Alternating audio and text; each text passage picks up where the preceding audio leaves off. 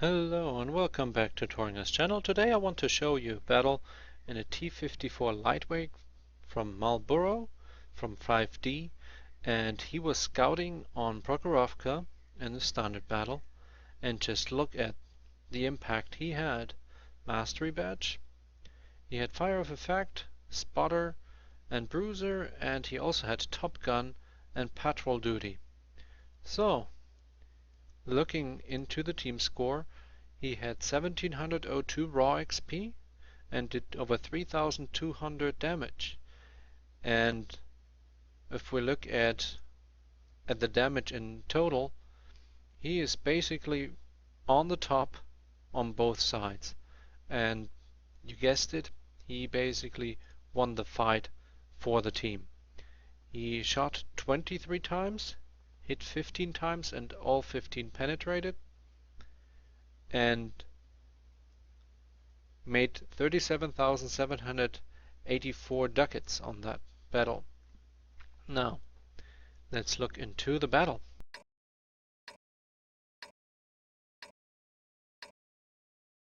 We're starting here on the south side, and he is in the mid-tier section here.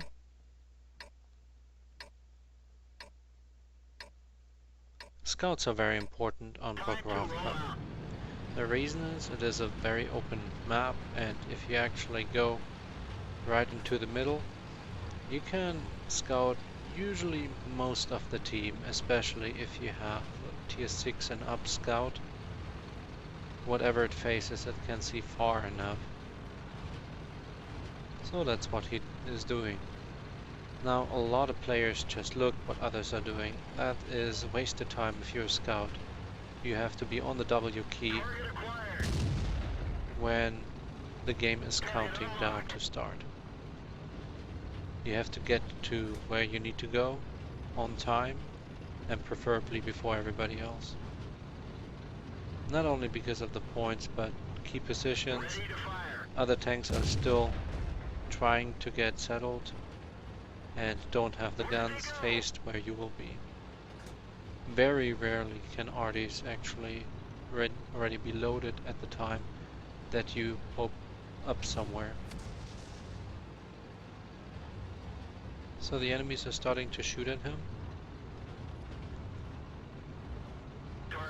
And the figure 8 is usually what I'm doing here too on both sides.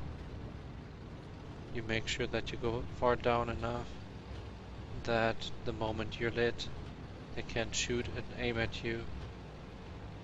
Be careful here on the west side. The slopes are not strong enough that you can hide behind the hill very well.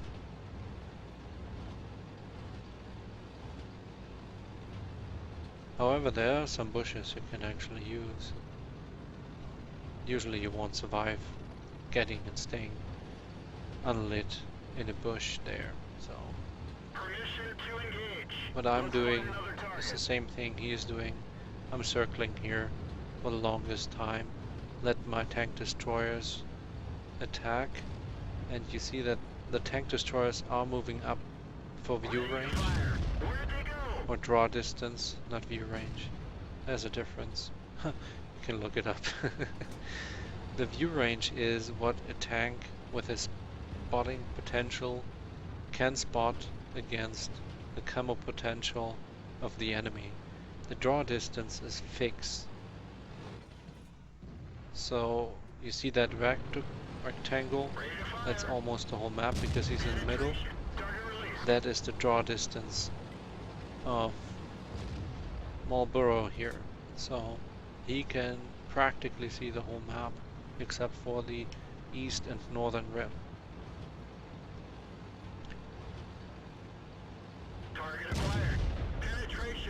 And that was a nice burn. Over 450 damage in that burn. Yeah, that can happen. You're so concentrating on other tanks, on what you're doing with scouting, that you run into your own teammates easily. Just taking a few pot shots. If you have a good crew, you can actually do that successfully.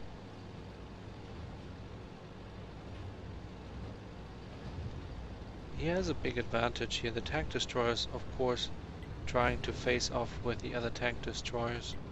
They don't really shoot too much into light tanks. The reason is when you are on the crest and you run on the crest, if somebody wants to pre-aim, he needs a mod. There is a mod that can restrict your gun aim at a certain distance. So if you go and aim over a hilltop, you do not aim 5 miles behind. You actually aim at the same distance, just a little higher. And you press a key for that. Sometimes I have it installed, sometimes I don't. I don't even know if I have it right now. It is quite useful for exactly that point. When there's scouts running ridge lines, you can manually hold your gun further down and you can actually shoot over the ridge line without shooting into the sky, which usually is the problem when you shoot at scouts that just crest for a moment. So the west side here, the enemies seem to get overwhelmed, even though the score is in their favor. But they lost their scouts, and that is a big thing. If you only have artillery view range get nerfed. There's a lot of cover, and you simply cannot see well enough to protect yourself from oncoming scouts. Very dangerous situation right now. He is on the crest. A lot of TDs there, and he's lit.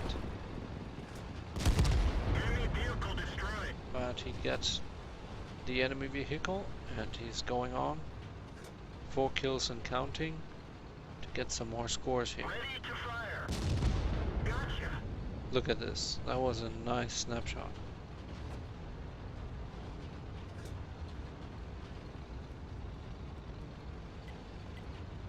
Now it is time to clean out the west, to prepare from the tanks that will come from the east.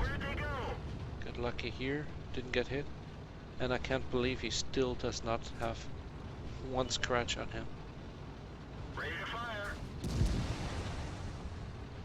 Can he get him?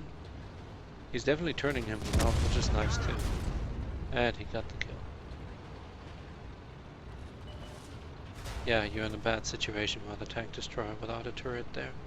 Even with a turret. I mean, what do? Do you turn with the tank that's next to you? Or do you try to shoot a tank you don't even see? Yeah. You know where the enemies are, but sometimes if you don't see them, you can't do anything about it. He got lit. He's diving under the hill still here.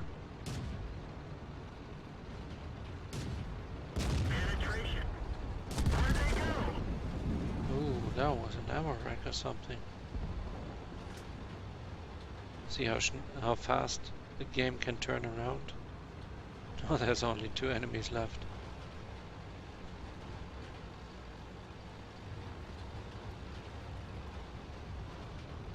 And he is going for it. One was last seen up on the hill, I believe, and one all the way in the northeast corner. So there's still some potential to do some damage. Where's that tank destroyer?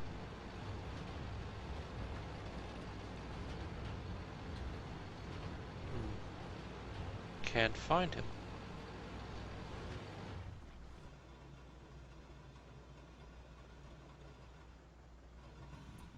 Did he retreat?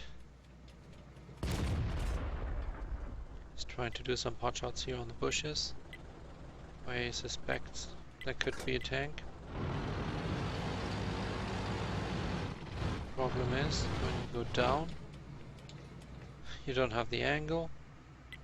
If you stay where he is, you have the problem that you don't have the view range.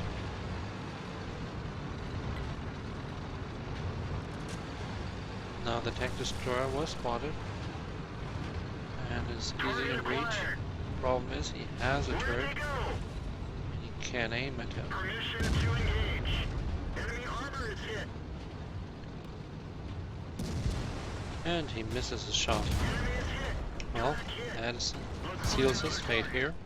Target acquired. Now would be a good time for you to hit the like button and subscribe if you didn't do so yet, because I'm always happy to have new subscribers, and I will come with another video soon again. So the hunt is now for the last tank here. He is spotted, and now the race is on. Everybody wants to get him. Well, thanks for watching.